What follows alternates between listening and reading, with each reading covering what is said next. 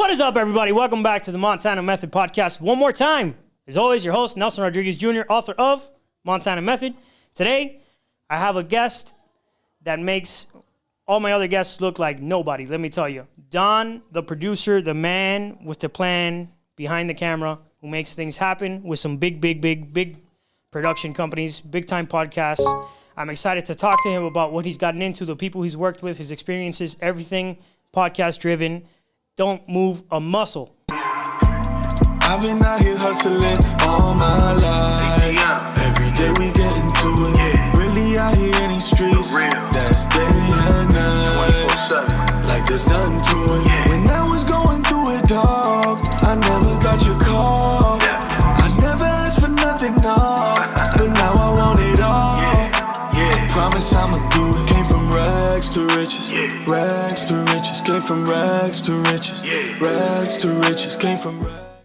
Don, the producer in the house. What's up, buddy? What's going on, man? Good to see you. Thanks for having me, man. Of course. Love it. I love the Max Payne book cover. Tony Montana. Yeah. It totally gives me Max Payne 2 vibes. You're right. Max Payne did have the same vibes. You're yeah, right. the black and white with They the probably got it from Scarface. I wouldn't doubt it. Yeah. 100%. Yeah, man. Thanks for having me on, dude. No, I appreciate you coming. I know you were just in Colombia. So Yeah, I was just in Medellin. I've been back and forth there for, I would say, probably the past 6-7 months, working on some different projects, filming some people. So it was good. Awesome. It's a good time. Good food. I went to Medellin in July of 2021, and it was possibly the best vacation of my life. Yeah, man. It's a lot of fun. Medellin gets a bad rap from a lot of people, and they have their own opinions of it and stuff like that. But when it really comes down to the people, the culture is so charming. The environment is unbelievable. Yep. Fresh and Fit was actually just there. Oh, that's cool. Myron, that's right up their alley. Yeah, Myron was just there, and there's a difference in the culture, you know, with the women but I just love the food, man. The food is so good. Fantastic. It's so natural. Come back here, you're like, you can't eat anything. It's so hard to eat when you get back. And for $2, you get the biggest plate of food you've even eaten in your life. Yeah, It's crazy. It's about like a 4-to-1 legitimate, effectiveness of the currency. So anything you get is about 4 times cheaper, and it kind of equates to whatever the amount is. You divide it by like 4,000 or 5,000. That's what you get. So it's cool though. It's a cool spot. Dope. It definitely is. Yeah, my buddy over there, he's actually in town. He lives in Medellin. His name is Mauricio. He's a good guy. Lives over there. He's been trying to get me to move over there for a while. I had a discussion with a buddy. Shout out to a buddy of mine, Arturo Gambini. He's like a personal help coach. It was actually really good. We were working together. I filmed some of his stuff when we were there. But we were having a conversation about Medellin, and he and I have been going there for about the same amount of time, like the past year.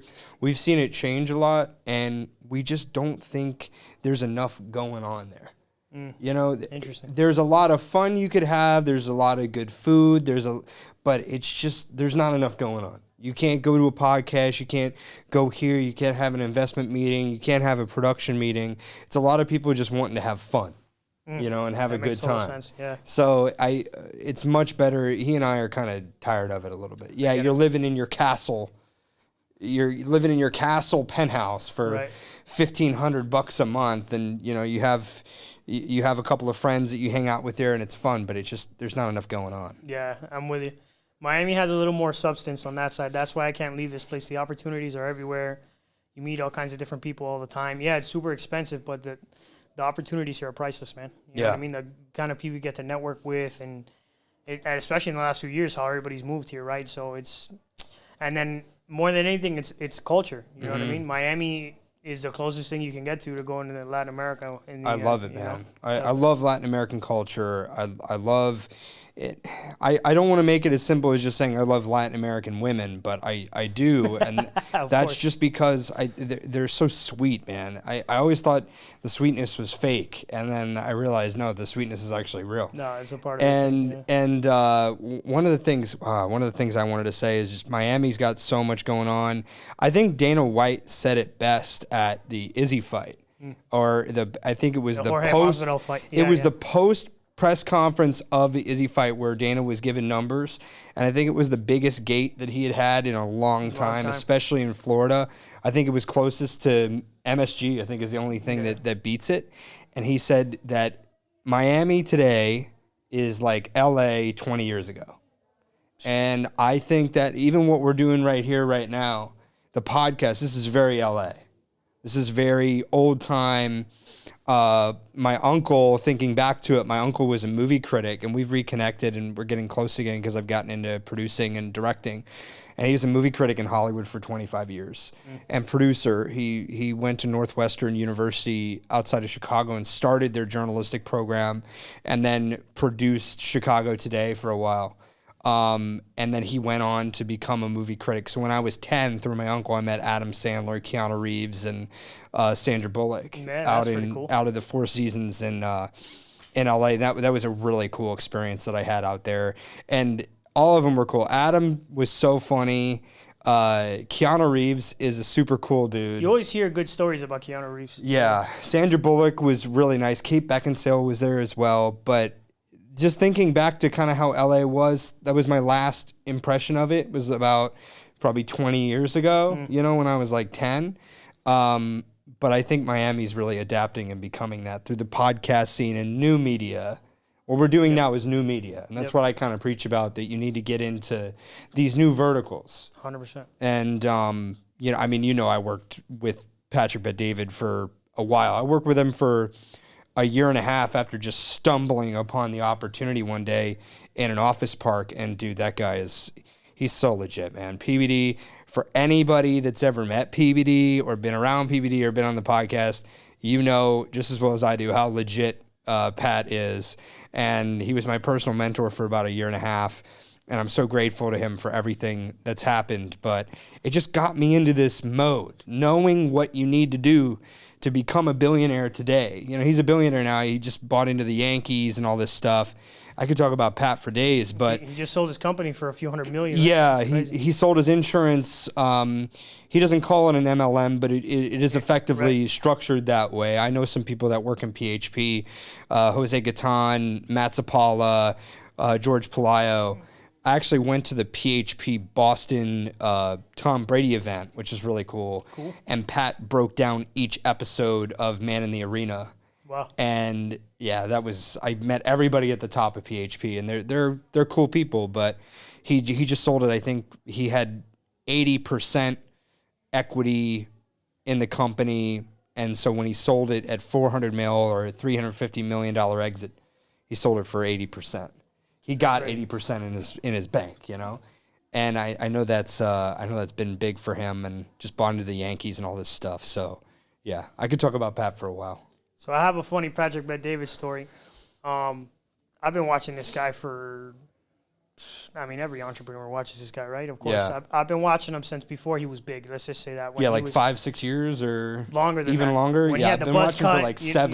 When he had the short hair and he still lived in California. Back then, before he moved to Texas, I've been watching this guy. And then I started watching his podcast during the pandemic. And then I really started getting into his stuff. I was a casual follower, but then I became like the Valuetainment during the pandemic because he was just coming out with so much content, right? I watched him a lot during the pandemic, too. Right, yeah. So, funny enough, I just keep watching it. He moves to Boca, and I'm like, oh, man, maybe I'll bump into him one day. Dude, I go to my buddy's jiu-jitsu tournament for his son. Yep. And his kids are in the same tournament. And he's like, yo, you'll never believe who's here. Come here. And he takes me over, and it's bad. Oh, shit, it's bad. I get to meet him. His dad was there. It was cool. He really is. The vibe I got when he spoke to me, he treated me the same as he would treat anybody. He's a pretty cool guy. Yeah. Yeah, he's a very genuine guy. I can't tell you how many times, sales and consulting and being in media is not an easy road. Definitely not. When I started at VT, I was thrown into the sales department. I was one of 3 guys. There was me, Leo, and Roy, and Eric too. And Eric eventually ended up shifting over into production. So for a little bit of time, it was just me, Leo, who always is crushing it in sales. I gotta give good props to Leo for just crushing it in sales, and Roy. And there were the 3 of us. So we'd be in meetings with Pat every Monday, sit down, and sometimes the meetings would be about, what is the company going to look like in 5 years? It might be, Pat's all about vision, so it was always very vision oriented. Or we'd talk about what the vault is going to be. So when I first got there, he was just saying, some of the meetings would be like, hey guys, I'm going to do the vault again. We talk about, oh, damn, you're doing the vault again. That's so exciting. How are you going to do it? What are you going to do it? And he would go up on the whiteboard and kind of break down. He's very whiteboard driven. He's very analytical with numbers. The guy multiplies and divides and adds and subtracts in seconds. And when learning from him how he kind of constructs an idea and then funds it, puts it into action, all of that was very interesting. So early on VT, I was sales. And it's not easy. And there were some times, like I had a really bad breakup that we could talk about, if needed, kind of go into that. But he would take time out in the meeting just to talk directly to me in my soul. If he knew that you were struggling with something and he appreciated you and thought that you were a value add to the team, he would lock in and give you exactly what you needed. And sometimes the meeting would change from sales and strategy to, hey, he would always open every meeting with, what do you want to process? And everybody would have their notes and we'd have our questions ready to ask him questions, and he, what do you like to process? What would you like to process? And you'd get to ask your question and then somebody else would kind of chime in and try to get their question answered. We're always trying to get questions answered by the guy because he was so smart. But that genuineness that you felt when you met him, yeah. He's that way. That's awesome. Yeah, he's that way. It makes me really happy to see people who are who they say they are, because we live in a really superficial world nowadays. That old saying, "Don't meet your heroes because you'll get disappointed." Yeah, it's happened to me before, where I've met the people I kind of not idolize, but that I respect and admire and are in a certain position in life, and you kind of find out that what they preach in front of the camera isn't really who they are. It's kind of like this facade. It brings like warmth to my heart to see someone like PBD who really is who he says he is and does what he says he does and is massively successful. That to me, that's why he's doing so well, right? Because it's what he puts out, what you put out into the world is what you get back. So one of the things that Pat does that now I focus on with my consulting company, Cappy Consulting Group, and that's into strategy and that's in production. That's why the camera's on the table.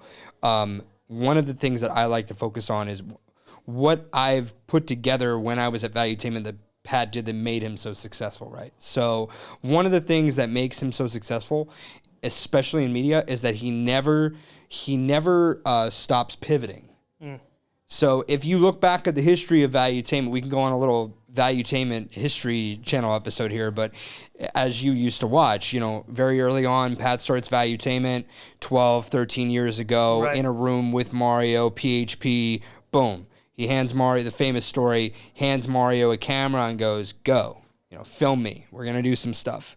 And he started his how-tos and his business content. And then eventually, you see the early episodes, he's sitting down making calls with Tom Hopkins, early mentors, people. He gets them to sit down and interview, and then that scales to bigger and bigger interviews. He also leverages the money and budget that he has from PHP to get George Bush, to get Shaq, to get Jordan Peterson to come to his big events, and they show up and they go, wow, this is amazing. And then eventually that became what is the early startup at VT, which I was one of maybe originally 20 people at the company in Boca. Super awesome. And at that time, it was a true media operation. That's where it shifted from he's doing interviews, flying out and interviewing McAfee, which is, if you've never seen that VT episode, you definitely got to watch it. Yeah. You got to watch that one. Guys come to the door. Pat was saying that they came to the door during the McAfee episode, guys with guns or something of a sort. Yeah, and like McAfee was the guy drew the guy at the door drew his gun, and it was a funny thing.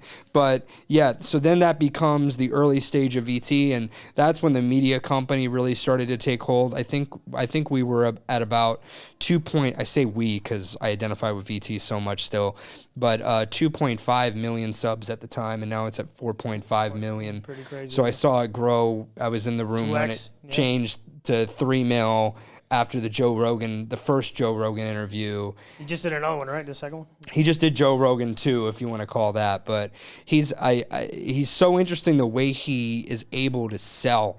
He's always selling. That's one of the things that he taught me, always be selling, right? And everything starts with sales.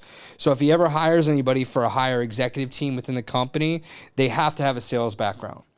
because you don't have any, so you don't know how to, you don't know how to represent yourself. You don't know how to represent the company. You've never handled a script. You've never taken 1,000, 2,000 freaking cold calls like I did for VT. You've never done that to where then you could represent a company.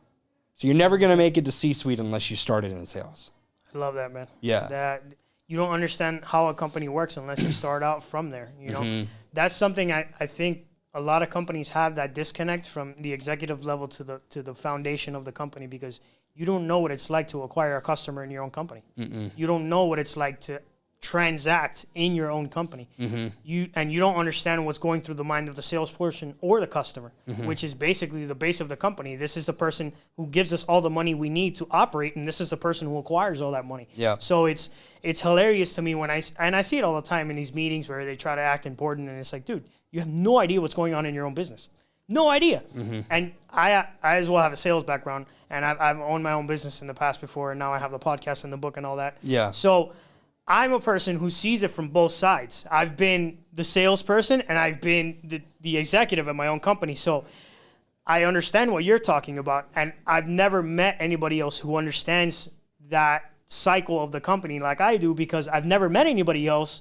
And that's why I love PBD's content, because he's a guy that gets it. He started off at a sales position down here. He started at Bally's, and then he went into insurance, and then he started his own agency, and now he is who he is. And it goes to show you that sales, people have this funny association of what sales is, and sales is nothing more than, like, based on your output, based on your effort is the result you get. Yeah. You know what I mean? That's what it comes. That's why I tell everybody, whenever they're in a transition period in their life, and I need to make more money, get into sales. Yeah. Get into sales. There's nothing else that pays better. Find a good mentor, and even more than that, find, when you're looking for a job, because I like all the different stages of the cycle. Right. A lot of the guys that are that have the podcast now and have the shows that are making 200, 300 million, it's hard for them to go back and kind of relate to what it was right after they were at the sales job. So Pat can go into stories and get there. I've got other friends, guys that I've worked with that were my clients at VT, like Andy Elliott is freaking an awesome human being. Him and Jackie and the entire team, they're out in Arizona. Jeremy Miner I've met before. He's a cool guy. Alex Hormozy's a genuine dude. I've had a couple of Zoom conversations with him. He's a very, very smart guy. All these guys have a really good grasp and knowledge of what it is to be a business owner and how to scale it. But I like to talk about sometimes the original stuff, like we're talking about, like what it's like to be in sales. And I think it's super important when you're looking for a job, maybe you're 21, 22, 20, you're looking for that next job, find somebody with a lot of capital. Find somebody who is charismatic, that has that Patrick Bet David, like, vision, a true vision. Go for the big leagues, because why? You fail. You can fail either way. You might as well fail big. Oh, yeah. You might as well fail trying to walk into Google headquarters to ask for a job. Not that I would want to work for Google, but for a multitude of reasons. But you might as well go to the biggest opportunity and ask. And that's what happened with VT. I mean, I just walked into the building. I saw it. I had been a fan of the channel. I think I walked into the office. I don't know. I bumped into Kai, I think my third or fourth time walking into the office. Kai's an awesome guy. He's been with the operation for a very long time. And I gave him my resume, and there was no follow-up. No follow-up, no email back. And I was like, I'm going to go back in. So it's like my fourth or fifth time, just go into that big opportunity. Keep walking in. You got to show up with your resume in a folder and say, hey, I'm here. I'm ready to work. I know you have 100 applications that are on your Indeed file, but you're not going to really get that job unless you show up and shake somebody's hand.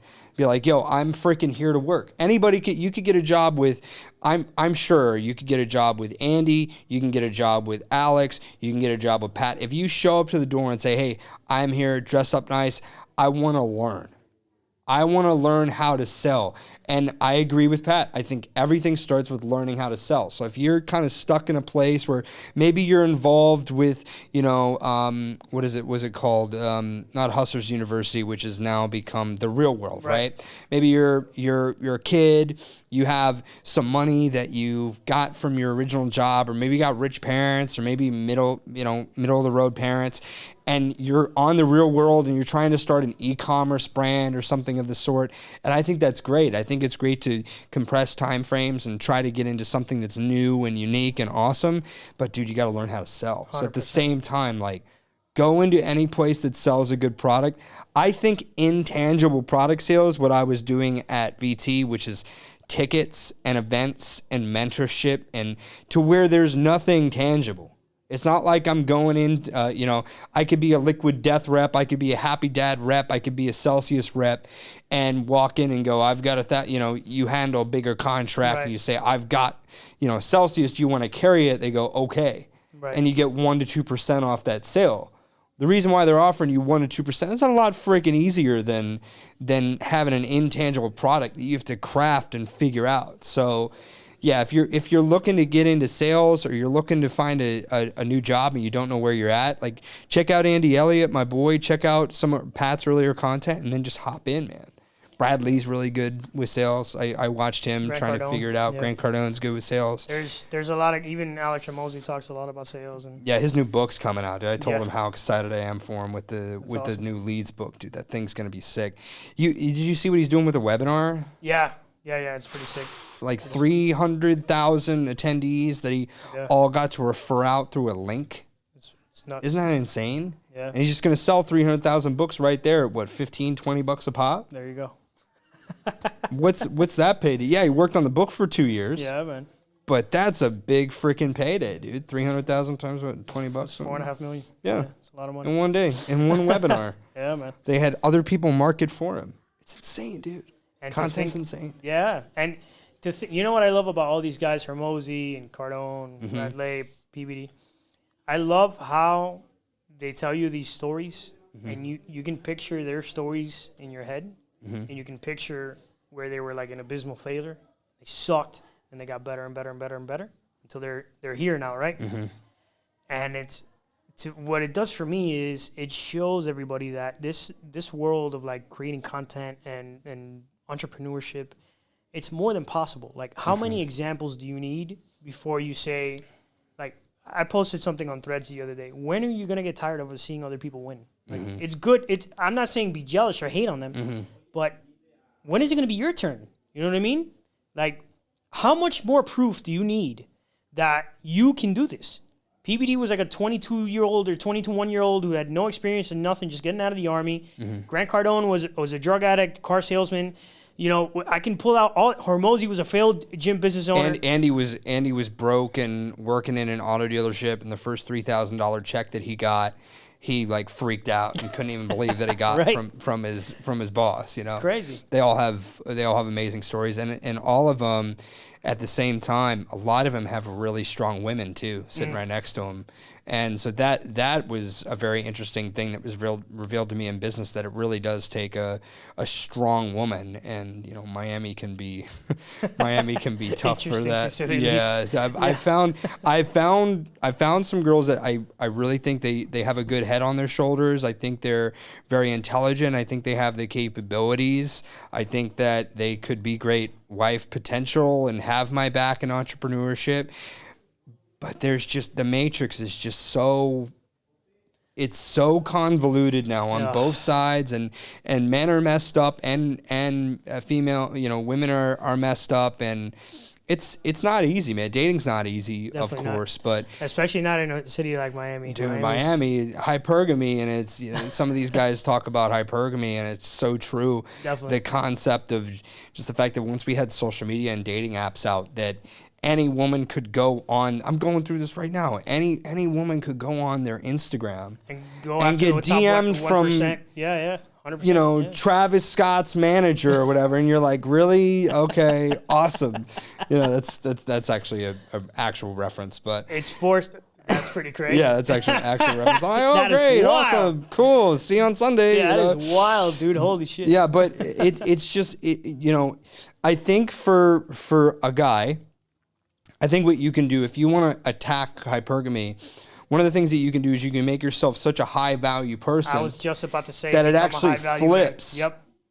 And then, you know, the girls that you like or the girl that you like is getting DM'd, but so are you. Exactly. You're getting DM'd by so-and-so's manager and this opportunity and that opportunity. And what's great is that on the guy's front, it doesn't come with strings attached. 100%. It comes with complex business negotiation of having to deal with a lot of freaking a-holes, you know, because there's a lot of that out there. There's a lot, like you were talking about, like there's genuine people and there's not genuine people. Right. So a majority of business is just identifying who's real and who's not. Right. Who's going to actually show up with the product? Who's going to make the payment?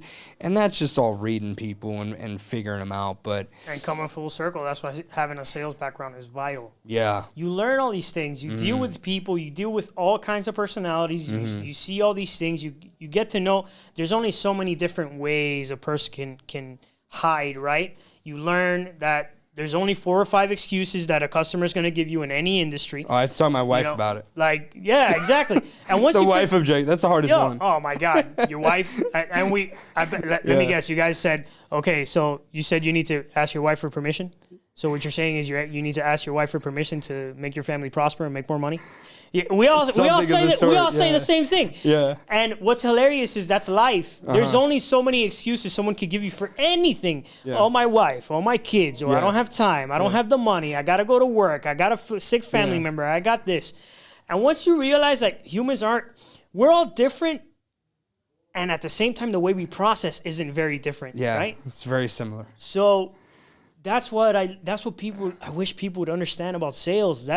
That's what it makes you understand. Human nature at its core is we're all the same. And once you figure this out, you see the world differently. And you can, an effective communicator really has, the world is yours. Like it really has the world in the palm of your hand. You can do almost anything. Yeah. That's why guys like PBD have such a cult-like following, because he has a special way of communicating a message to the masses, to a channel that has 4 million subscribers, to a conference with 20 or 30,000 people, and people are just going nuts. Why? Because of his effective communication. Yeah. Why? Because he has a sales background. I think what makes him so different, all these guys have a particular sales background that are at these top positions. And we're talking new media sales through YouTube, Instagram. It's a different field where these numbers and these figures, you talk to a stockbroker guy, you talk to a traditional business owner, and they go, he's making what a year? He's doing $200 million a year. He's doing a book launch and he's got 300,000 people attending. He's selling for $20 a pop. These are the kind of revenues you can make using this new media applications, and that's what I help consult with my company and figure out how can I get you to look like PBD? Is it a new editor? I consult and work with different people. For instance, and this is actually an announcement on the show, I just recently partnered up, CCG just partnered up with Vision X Media. Vision X Media is this guy named Alan Nuncio out of LA, and he's the guy. So he's West Coast, I'm East Coast, and we've partnered up so we can do more effective content. And he filmed PBD, Andrew Tate 1 and 2, did all the editing. Oh, wow. He's filmed all these different, those are some of the biggest podcasts ever, right? I think I had like 8 million views. I think on the website it shows that it's like 16 million views between both. That's crazy. It's very interesting how Andrew Tate 1 I think is sitting at around 8 million. Andrew Tate 2 is caught up to Andrew Tate 1 in 1 month. That's crazy. So it's 12 months since 1 at 8. Andrew Tate 2, it's an absolute snowball effect when you get into media and you do it to Pat's thing. So part of what I do is I sit down and I say, okay, I try to break down. I remember how VT was. I remember what all these different guys that I work with kind of had, what their back end looked like, who are the people that they had sitting down, and I try to construct that for other people. And a lot of it is how do you do what you do? Blue ocean strategy being like, this is cool. This is Blue Ocean. I've never seen this banner. Blue Ocean strategy is just, Blue Ocean strategy. Of course. Existing in new waters where there aren't other sharks. So you're creating something that's genuinely different. Like the iPhone, think about it. You do all the R&D, you do all the funding, you come out with this product you have completely concealed, and you now have an iPhone which everybody's 3, 4, 5, 6 years behind. Every other company that could, Sony's 6 years behind, because you've kept it secret and you've developed a proprietary product. So when you come out with it, look at what the iPhone's done. I mean, the iPhone is the most selling, most profitable product. Apple is the biggest company in the world, you know, and they're able to do that because they have a blue ocean strategy product that they had enough, head start with. And then when they saw it, bro, you're selling to everybody in the world a $1,000 product. You've got one, she's got one, I've got one, everybody's got one. If you don't have an iPhone, you're a loser. Sorry, Android people, but it's just like, what are we doing here? Like, what I mean by that is, if you've been in a corporate environment before, when you're the only guy that has a green text showing up and everybody gets their phone and you're like, oh my God, who's got the green text? Who's got an Android? We can't send anything back. I'm sorry if you're an Android guy, but no, it's cool. It's just with Apple kind of explaining Blue Ocean and everything like that. It's fascinating. It's fascinating what happens with companies when they really adapt. So talking about Blue Ocean with content, this is Blue Ocean right here. If you have something, if you have an idea, Liquid Death, for instance. Right. This is Blue Ocean because they developed a water in a metal can that looks like a beer. It looks like a Corona. And the name is sick. And the first time that you see this is normally at like a festival or something like that. Right. But no other water product on the market has this sort of branding.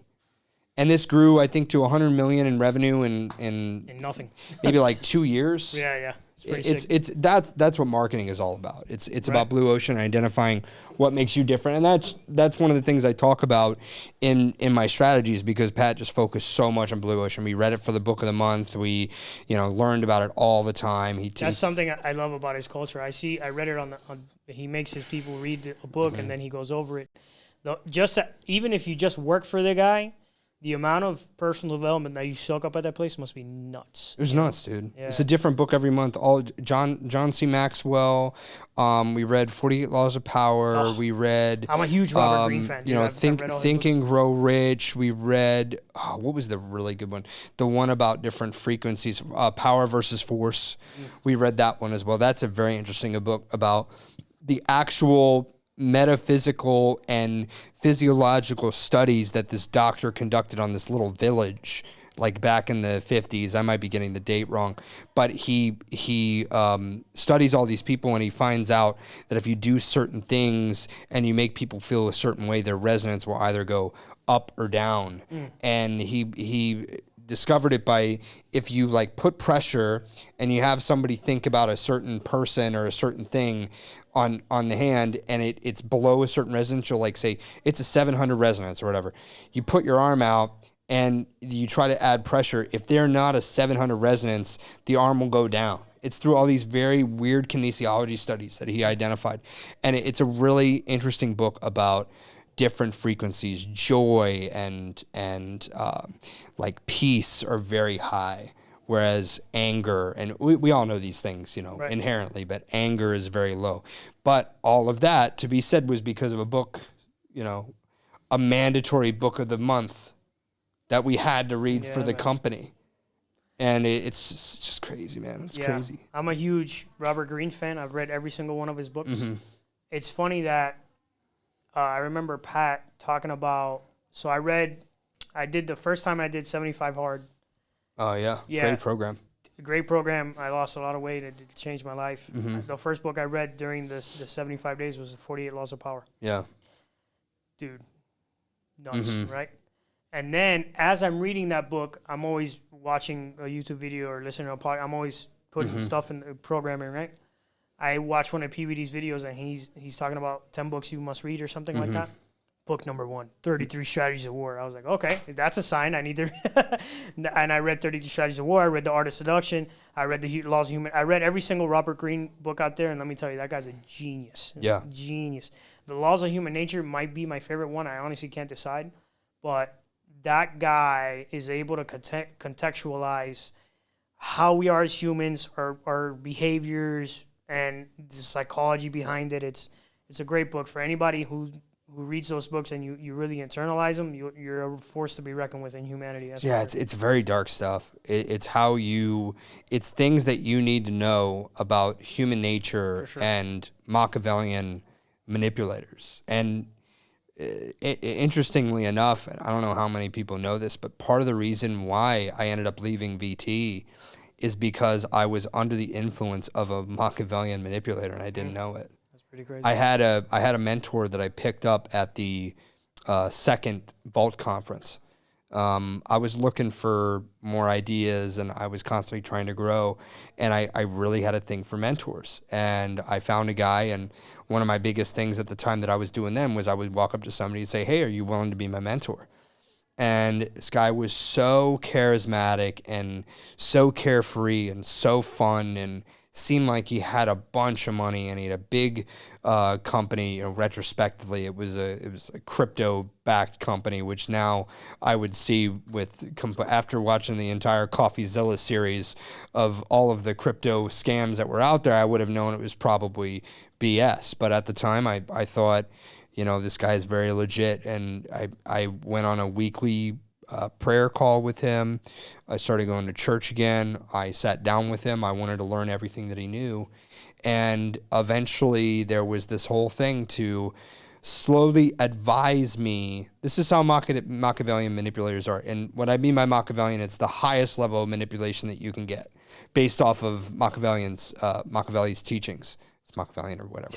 And he would basically advise me slowly into incremental patterns of behavior and then get me to take that leap. So that was part of the reason why I left Valuetainment, was because I had given him information that I kind of wanted to do my own thing, and I wanted to start my own operation, and I wasn't exactly happy with how things were going at the time, which a lot of it was my relationship that I had just broken out of. A lot of it was just natural stressors from being in a sales environment and making 1,000 phone calls, and living off of commissions is not easy at sometimes. But use those elements to get me to take the leap out of Valuetainment. And I regretted leaving Valuetainment for quite a while. I had to deal with it. I had to deal with not being around Pat anymore, not being around my teammates and my team members I had loved so much. And a lot of it was, I'm an extreme ownership guy. I think everything is about, your actions and your behavior. So you gotta just always take responsibility for the things that you do and understand why you did them. And unless you do that, you don't know how to change and pivot. You don't have that deep understanding of what you've done to become a different person, right? But it was a big influence on me. So the reason why I share that story is just be aware, man. Be aware that there are some people out there that they might disguise themselves as a mentor, as a father figure, as a boss, as a friend, and they're just trying to get what they want out of you. They're just trying to give, and I think this happens a lot with girls in business and girls in sales positions. It's not easy to be a girl in a sales. I admire women in sales so freaking much because I don't know how they deal with the propositions at the end of the meeting. All the time. Right? All the time. It obviously helps. My mom was in sales for a very long time. She was the top pharmaceutical rep for all these different companies, Baxter, Humanetics. I grew up with her handling accounts and making, I think her biggest sale was like $4 million of a cell saver device. Pretty crazy. She was number one that year. We went to Hawaii. I was 1 year old. We went to Hawaii. So I saw that, but man, being a woman in sales it's so tough. You have to set these boundaries because I had coworkers that I'd see them do it all the time. They'd be like, Donnie, I thought I was going to close this account. And then the guy was asking me to go out afterward. And I was like, I have no idea how you...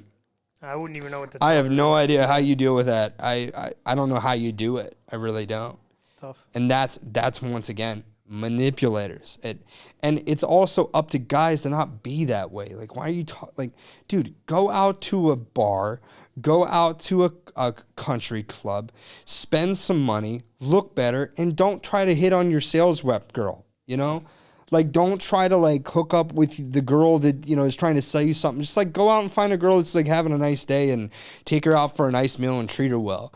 One of my buddies, major shout out to my boy Jesus Vasquez, right? This guy he's such a good friend of mine and he's such a stud. But the best piece of advice from dating that I ever got was from him. Because as I became higher value and I have more money now, it gets hard. You're like, okay, so I have a more attractive girl. Now I'm dating 15s out of 10s. And dating 15s out of 10s come with a whole new bag of emotions and issues, and how do you handle them? Because some guy might walk up because they're so attractive. You just don't know what to do. You know that old Biggie song, More Money, More Problems? Dude, more money, more problems. But the best piece of dating advice that he gave me was just take him out, treat him as good as you can, and don't give him any reason to not like you. And I was like, huh. This guy's got a lot of success with women. I'm like, huh. So I started doing that. Just taking a girl out, showing them the best time possible. I might drop, for me, I might drop a good amount of money, but it completely goes away from all these things. It's not an emotionless, but a thoughtless process of just being who you are, taking the girl out, have a good time. It gets rid of a lot of the red pill stuff. You have to be aware of the red pill stuff in dating. But when you just take a girl out, you show them a great time, you're yourself, you joke, you have a great time, you buy them a good meal, you go to a good place, you go to a good concert, and give them no reason to not like you. That's very important. So when you have that thought in your head, like, oh, what I'm about to say is probably not going to make her like me, or she might think I'm a little creepy. You just run away from that thought and do the other thing. Just do the complete opposite. That's reasonable. Yeah. You know? I think that's, so that's interesting. I see it two ways, right? So I see it as, yes, we have this hypergamy, right, where women have access to the top 1% of men. Mm-hmm. And men are at a disadvantage. But you know what I see too much of? I see men bitching and moaning and just, no, man, that's not the answer, dude. The answer is the game changed. So either you're playing the game or you're not. Yeah. There's nothing in between. Either you're on the bench or you're pitching the ball and taking a swing, with the bat. So yeah. My thing is, when the game changes, I learn how to play the new game, mm-hmm. right? There's no other way. So in the second chapter of my book, I write about something called the Pathfinder's Pyramid. Mm-hmm. Level 1 is surviving, level 2 is distraction, level 3 is searching, and level 4 is purpose. Nice. So we all start off surviving, trying to figure out how to put food on the table, how to pay the light bill, how to put gas in the car. We're so busy on surviving, or it's not possible to see anything else, right? Once you learn some good lessons there, but you don't want to stay there. You learn how to hustle, you learn how to grind, you learn how to really go out and get after it. Important things, right? Mm-hmm. However, you don't want to survive for the rest of your life. So what happens? You move up to the next level, and once you start making enough money, you go to distracted. Mm-hmm. What happens? Most people stay in distracted forever. Why? Because they think they're in purpose. Yeah. They can afford a nice concert. They can afford a great vacation. They can afford a really nice car. They can afford to take their girl out to a really nice dinner. They can afford to buy their kids their best gifts. So they think they've made it. They think they're in purpose. But sooner or later, what happens is you go through all these experiences, and they're really empty. There's nothing solid. There's nothing tangible. You know what I mean? That concert, that nightclub, that vacation, they were cool, but where's the substance? Like, what am I going after in my life? The purpose of my life isn't just to have a good time. Yeah, I want to have a good time, but I got to be celebrating something. What am I celebrating? I haven't accomplished anything, right? And that's when your brain goes into searching, level 3, right? Searching is, all right, I know I'm done surviving, and I know I'm done being distracted. What is my life about? What am I looking for? What do I like? What could I do for the rest of my life for free? Like, if I wasn't getting paid money, what would I love doing forever? Mm-hmm. And that's when you start looking for the right things. And that's typically the valuetainers and the people who follow Grant Cardone. These people who are kind of searching and looking for a purpose. And then when you're in purpose is when you're living it. So going back to what we were saying, I think that's what happens in the dating scene. You forget, like, if you're broke and you don't have a purpose in life and you don't know what you're doing, go get a sales job. Yeah, seriously. That's like a good start. Yeah. Go find purpose. Mm-hmm. Go find purpose, because through finding purpose, you'll become the high value man that you're destined to be, and then you'll attract the woman. The game isn't to try to manipulate the game to make the woman attracted to broke men who aren't where they need to be in life. No. The answer is become the high value man, accomplish your dreams in life, and then by default, guess what? You're the best version of you, so you're gonna attract the best version of a woman. You know what I mean? That's just me. And that's why game mythology and the early game stuff that came out with Mystery and those guys. Yeah, Mystery and like RSD. I used to watch a lot of RSD, and those guys were crushing it. They taught me a lot about how to talk to women and all of that. But if you get really good at those sort of like manipulation skills when you're a loser and you don't have money, all that happens is you grab a 10. And then you can't keep her. And then but Tate one time had said, and this is very powerful, is that if you, the one thing that a man really needs, I think, is like to become who he's going to be, is a horrible bankruptcy moment and a horrible breakup, like a broken heart. And I do think that is true. I think once you have those two elements and you learn how to deal with yourself and you learn how to deal with the inner work, and you have to sit and look at yourself in the mirror and say, why did this happen? Why am I this way? That's when you get to the next level. And the stuff that I'm doing now that's really helping me with my business and my motivation and my drive, completely different levels of drive. This recently happened. I was watching an Ed Milet, Joe Dispenza interview that happened about 4 years ago. And dude, I had watched this passively, like put it in the background at the gym, in my car, whatever. And I didn't actually hear the words that were in the podcast, right? But you say, okay, I heard the podcast, and you put it in the back burner and you don't think about it. So I rewatched this when I'm in Colombia recently, and it changes my entire freaking perspective. And the whole concept is that you wake up in the morning and you meditate. And when you're thinking about, this is Joe Dispenza's work, when you think about what you want and you need to manifest who you want to be, you go into a place where you think about it. What that does is it makes, the body doesn't know a thought versus reality.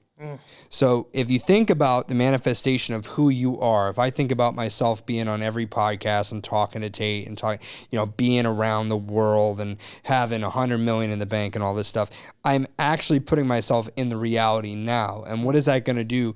Now I need to focus in this reality of what are the habits and routines that I need to do to get there, and identifying, this is the key point, that you're programmed, your neurons are firing off in a certain way habitually that are certain behavioral patterns. So if you get up in the morning and you say, okay, you have this thought, I want to go to the gym, I want to be fit. But your behavioral pattern that you notice that you have is you like to take another 15, 20, 30 minutes of sleep, and you don't end up getting that time before you have to go to work to go to the gym. You need to know that's not you. That's not acceptable. That's not okay. And you need to take that habit and that thought and change it and swap it out like a Lego with, I'm getting up now and I'm going to the gym and I'm going to make it on time and I'm going to go to work. I'm not going to be late anymore. I'm not going to be lazy anymore. Most of the things that we don't achieve in life is just because we're being like lazy. It's not because we're dumb. It's because we're being lazy. Yep. Percentage of actual dumb people is It's not that big. very, very, very low.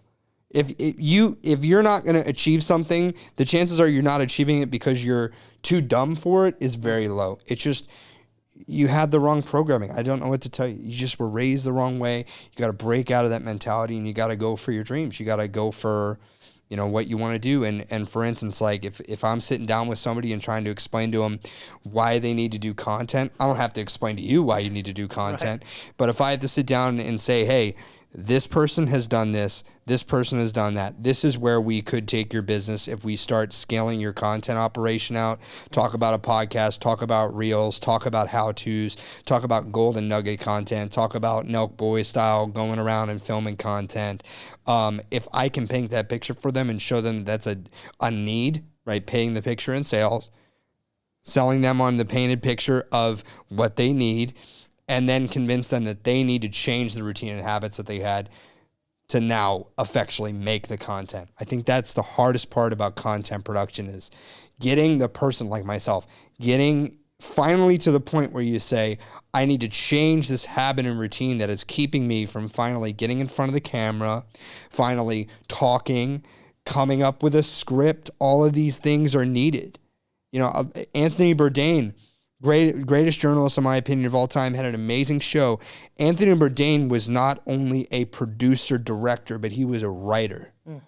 When I heard that recently, I thought, damn, I need to start writing too. In art and creative, you need to do every single element of what it is that you're going to do. If you're an artist, if you're a musician, you have to learn how to work a camera, because eventually you're going to need to be able to film yourself singing or film yourself on the guitar. You're going to have to figure out how to produce an event. You might have to take a little stint and I did promotion when I was a little bit more confused. I did promotion for spring break, this past spring break. I was a promoter in the middle of Fort Lauderdale with 1 million college kids that came into town. That was insane. That was absolutely insane. I was running the door, doing bottle service, all this stuff for, like, if you take 1 million and you take 3/4 of that and you say those are girls, it was literally 3/4 of 1 million. So 750,000 girls from every different university, all like 21 years old, showing up to Fort Lauderdale.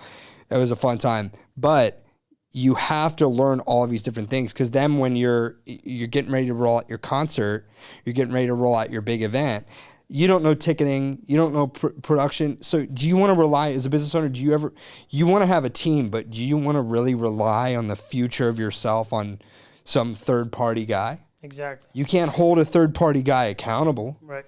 You can pay them 40, 50. The more you pay them, the accountability factor should go up. Right. Sometimes that doesn't even happen. So learning all the elements, like you wrote a book, you're doing a podcast, I'm sure you're getting out there and you're handling each section of the business.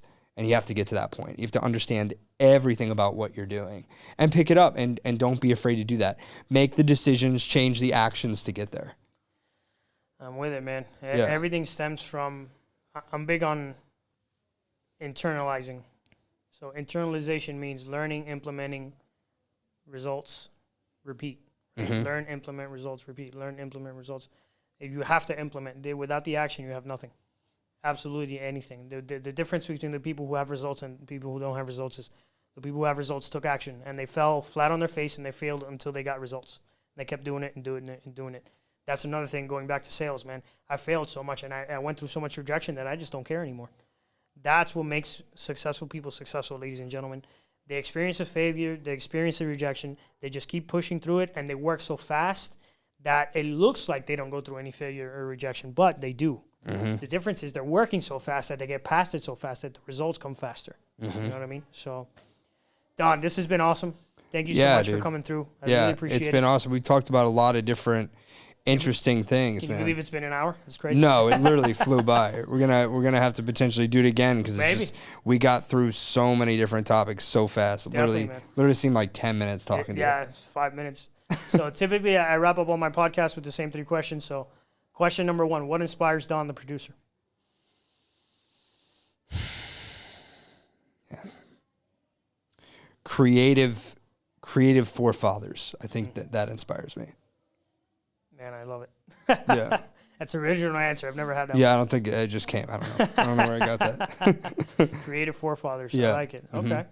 So people who have created that came before you that are doing it big now in the space. Okay. I like that. And go as big as you possibly can. Go Stanley Kubrick as directing. Go Anthony Bourdain if you want to be a show producer. Go PBD if you want to be an entrepreneur. Go as big as you can. Steve Jobs, go as big as you can. I love it. Yeah. Yeah, without the wisdom of those guys, where would we be, right? Yeah, that's why we talk about them so much, and eventually step even more into that light. But that's definitely what inspires me. Yeah, I'm with you. I'm a byproduct of the books, the seminars, the tapes. So way before podcasts existed, I was buying CDs and putting them in my car and reading the books. And I can't tell you how many success magazines I've read and how many, Think and Grow Rich and As a Man Thinketh and, The Power of Positive Thinking. I mean, people try to ask me, how many books have you read? I don't know. If you can keep track of how many books you've read, you haven't read enough. Yeah. So I'm with you. I'm big on that. And we're blessed to live in an age where information is so easily accessible. It's all at your fingertip. Yeah. So There's no excuse nowadays. More than the Library of Alexandria we have at our fingertips. Insane. More than that. That's insane. Probably not the same quality of info, But hey. yeah. So question number 2. What's next for Don, the producer? I'm working on a lot of really exciting projects right now that I'm very happy to be working on. I should be going out to LA in September to work on and produce and direct a podcast. It should be very cool.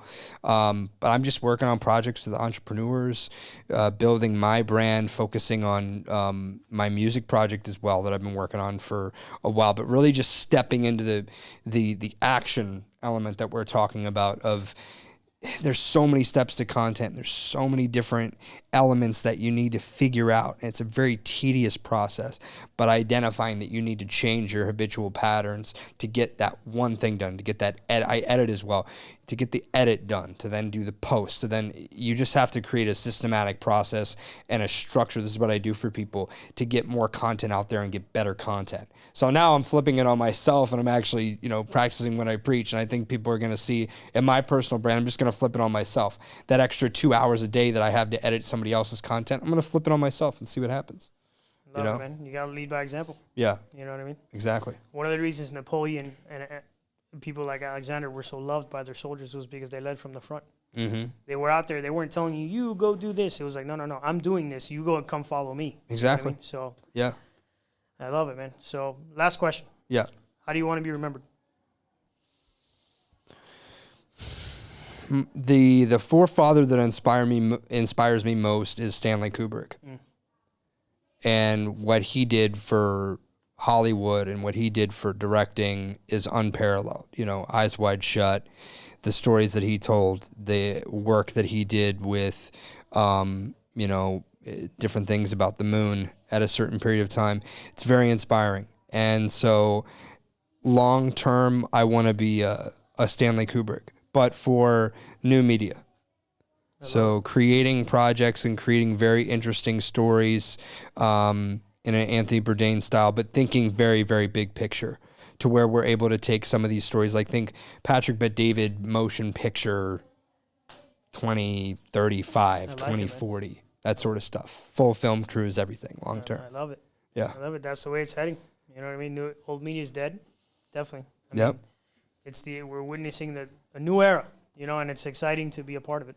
It's definitely exciting to be a part of it. And I worked at the first media company in new media. So it's pretty cool. I love it. Yeah, man. Don, how can people connect with you? Yeah. So if you want to connect with me, Instagram at Don the Producer. That's most of my social media platforms. Or, honestly, feel free to reach out to me. 561-866-0234 is my number. I'm a very personalized guy, and I come from sales, so if I have to get a new number, who cares?